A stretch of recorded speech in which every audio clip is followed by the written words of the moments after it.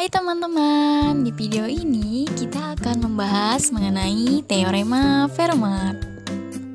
Apa itu teorema Fermat?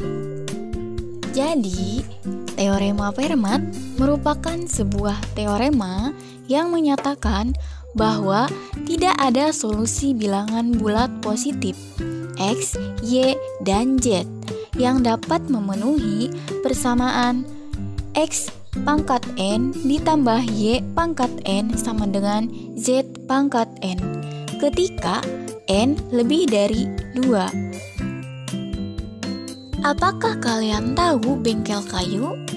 Ya, bengkel kayu adalah tempat di mana pekerja menggunakan alat-alat seperti gergaji, penggaris, dan pengukur lainnya.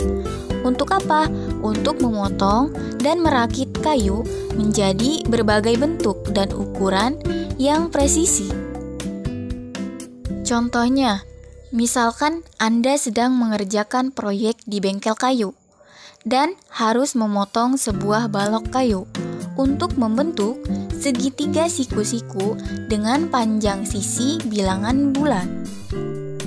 Nah, seperti segitiga dengan panjang sisi yaitu 3, 4, dan 5. Kamu bisa mendapatkan hasil yang presisi jika persamaannya 3 pangkat 3 ditambah 4 pangkat 3, hasilnya sama dengan 5 pangkat 3.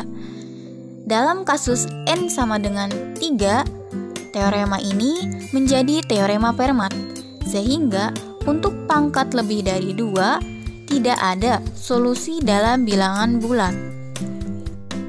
Tadi sudah dibahas bahwa N sama dengan 3. Nah, apa sih N itu? Jadi, pemfaktoran N yaitu faktor dari prima yang tidak lebih diasumsikan N bulat ganjil. Metode Fermat didasarkan pada bilangan bulat X dan Y, sehingga N sama dengan X kuadrat dikurangi Y kuadrat, sehingga N sama dengan X ditambah Y dikali X dikurangi Y. Maka X ditambah Y dan X dikurangi Y adalah faktor dari N. Teoremanya yaitu jika P suatu bilangan prima dan AP sama dengan 1 untuk suatu bilangan bulat A, maka A pangkat P dikurangi 1 kongruen dengan 1 dalam modulo P. Ada sebuah kasus dalam sebuah penelitian mengenai keamanan data bahwa seorang ilmuwan komputer sedang menganalisis metode enkripsi menggunakan sifat-sifat bilangan prima.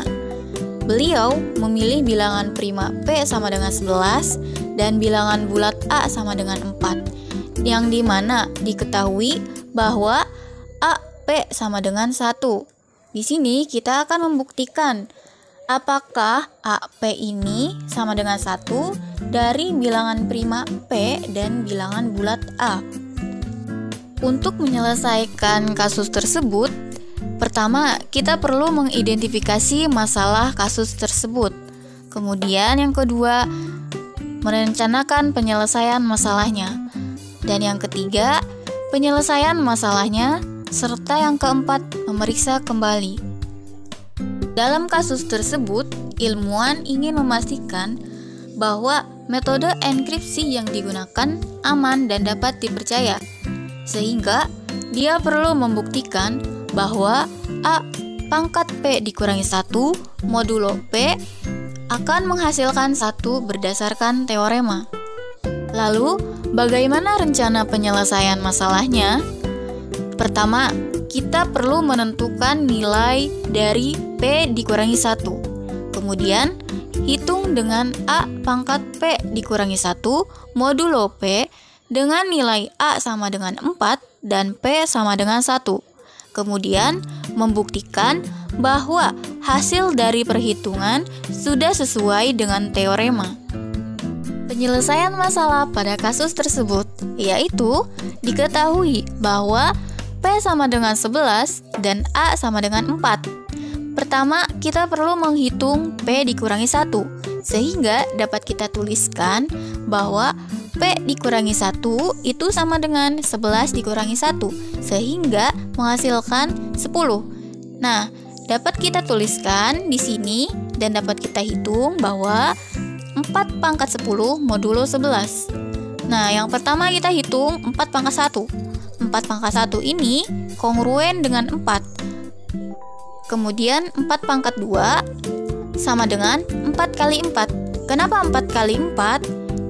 Ini bukan karena 4 pangkat 2. Jadi ini dikarenakan karena 4 pangkat 1 ini kongruen dengan 4 dan ini adalah sisa dari 4 pangkat 1, maka dapat kita tuliskan 4 pangkat 2 sama dengan 4 kali 4. Hasilnya yaitu 16.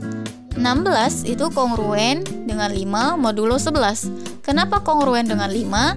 Karena jika 16 dibagi dengan 11 itu akan menghasilkan sisa 5. Jadi di sini dapat kita tuliskan bahwa 16 kongruen dengan 5 modulo 11. Kemudian 4 pangkat 3. 4 pangkat 3 sama dengan 4 kali 5. Kenapa 4 kali 5? Karena sisa dari 4 pangkat 2 itu adalah 5. Jadi di sini dapat kita tulis bahwa 4 pangkat 3 sama dengan 4 kali 5 sama dengan 20. Jadi 20 ini kongruen dengan 9 modulo 11.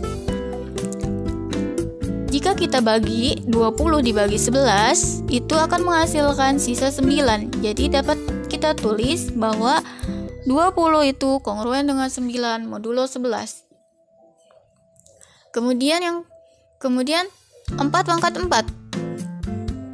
Di 4 pangkat 4 ini, kenapa 4 dikali 9? Ini dikarenakan 9 ini sisa dari 4 pangkat 3. Sehingga di sini dapat kita tuliskan bahwa 4 pangkat 4 itu sama dengan 4 kali 9, sama dengan 36.